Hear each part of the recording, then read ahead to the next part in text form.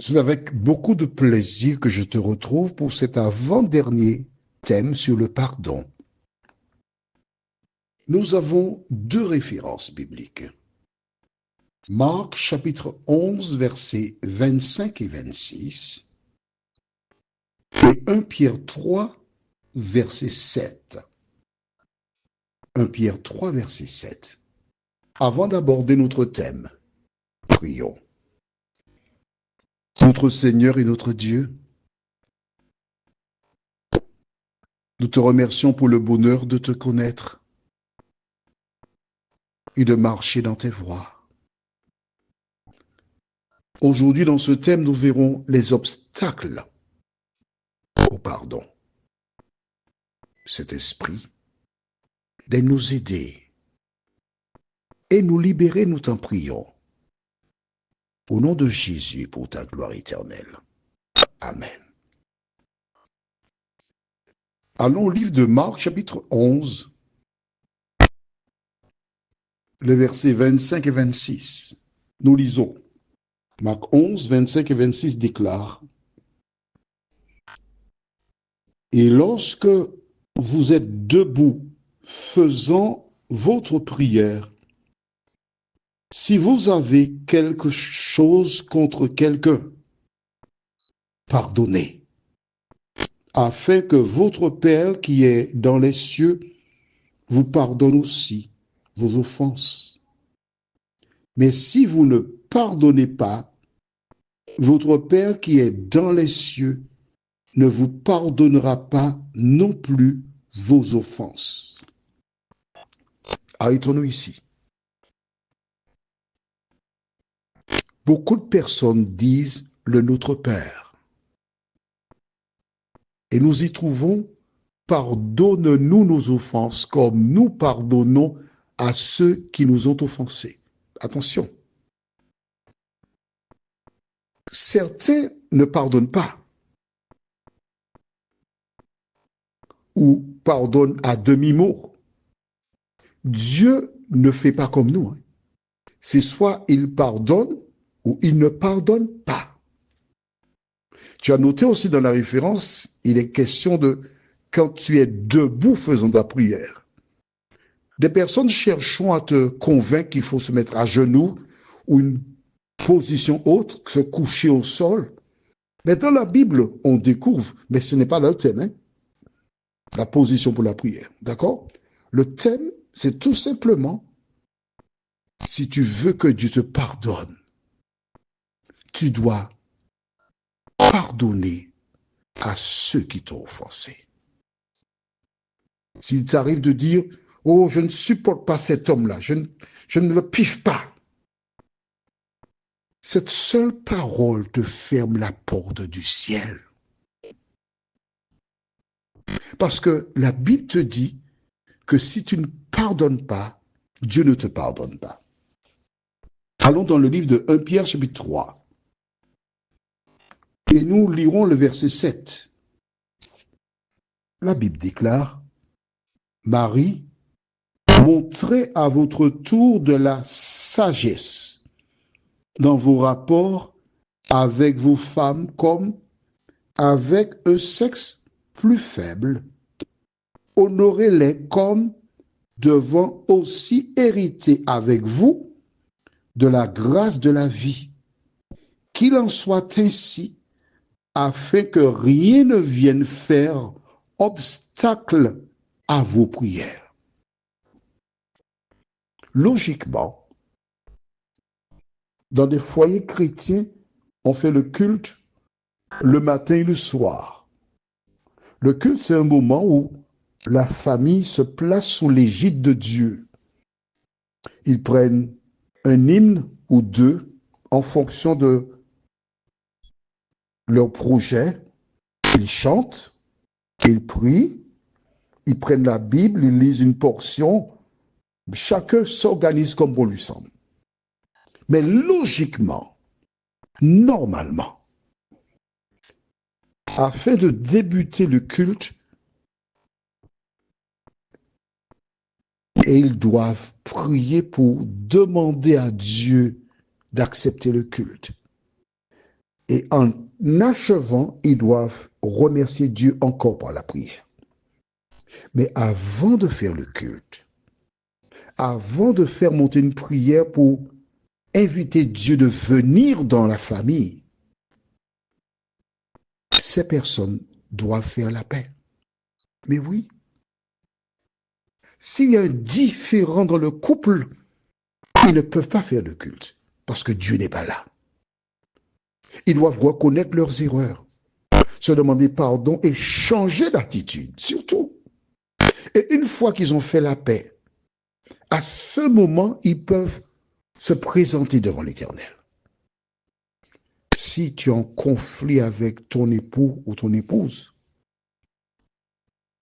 vous vivez sur le même toit, ce n'est même pas la peine de faire le culte. Tu perds ton temps. À moins de changement, d'une réconciliation. En fait, si tu fais cela, tu rejettes l'enseignement biblique parce que tu voudras être en paix. En fin de journée, c'est l'occasion de remercier Dieu pour ce qu'il a fait, la protection et autres. On se replace sous l'égide de Dieu pour aller dormir. Combien de couples qui ont été dormir et dans la nuit, l'un des deux est passé de vie à trépas. Important de faire la paix et de vivre en paix. Ce verset de Marc m'a interpellé, je te dis pourquoi.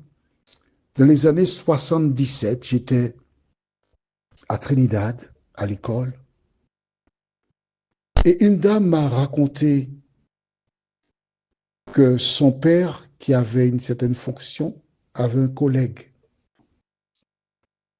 Et l'homme avait menti sur son père.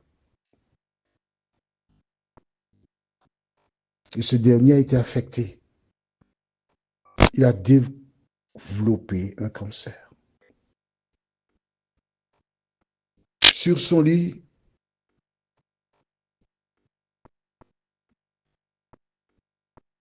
plusieurs personnes vinrent le voir et lui dire, il te faut faire la paix avec telle personne. Et il avait si mal qu'il disait aux gens, je ne peux pas. La famille était révoltée contre le collègue. Et son père est mort. Il est vrai que le collègue en question a essayé de demander pardon, mais ils n'ont rien voulu savoir. Lorsque l'homme est mort, il a réitéré ses excuses. Il a fait livrer une gerbe qu'ils ont récupérée, jetée dans une poubelle. Et ces personnes étaient des chrétiennes. Alors un jour, a-t-elle raconté, l'homme l'a vu. Et avec sa Bible, il est venu vers elle. Elle a changé de trottoir. Il a changé de trottoir. Elle a fait demi-tour. Il a marché juste derrière elle. Il a commencé à lire ce verset de la Bible de Marc 11. Et il a ajouté, c'est vrai, j'ai mal agi. C'est vrai, je suis responsable de la mort de ton père. J'ai essayé de demander pardon, vous avez refusé de me recevoir. Mais laisse-moi te dire une chose. Si Jésus revient maintenant, tu seras perdu. Parce qu'il a dit que tu dois me pardonner. Elle n'a pas réagi. Elle m'a dit, je suis rentré à la maison et j'ai demandé à mes frères et mes sœurs de venir ainsi que ma mère. Et je leur ai raconté ce qui s'est passé.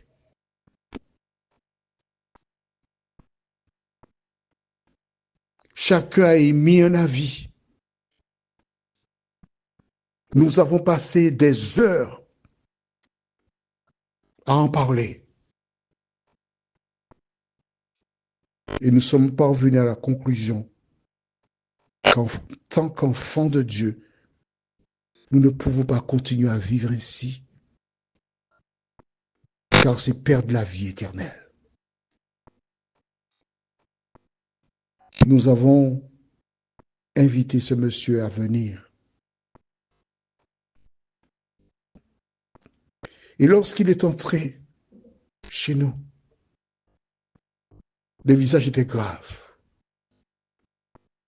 Il nous a dit, je vous demande pardon. Et c'est alors que plusieurs membres de la famille ont commencé à remémorer ses actions. Cet homme s'est mis à genoux.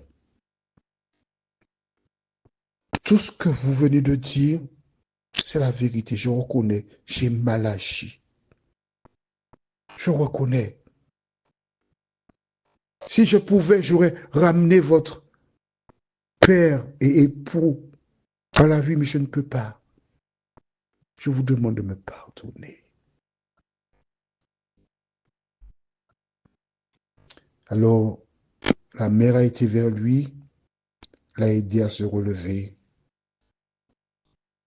et lui a dit, je te pardonne. Et les autres ont dit, je te pardonne. Elle m'a dit que ce verset, Marc 11, versets 25 et 26, a bouleversé sa vie. Toi qui m'écoutes, tu as été victime d'injustice. Et tu penses que tu es peut-être la seule personne à avoir rencontré une telle difficulté. Mais je voudrais te rappeler que Jésus déclare, vous ne serez pas tentés au-delà de vos forces. Alors relève-toi. Lis la Bible et essaie de mettre en pratique.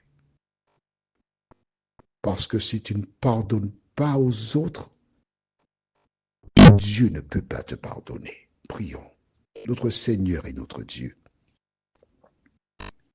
L'ennemi de nos âmes provoque bien les situations pour nous éloigner de la vérité.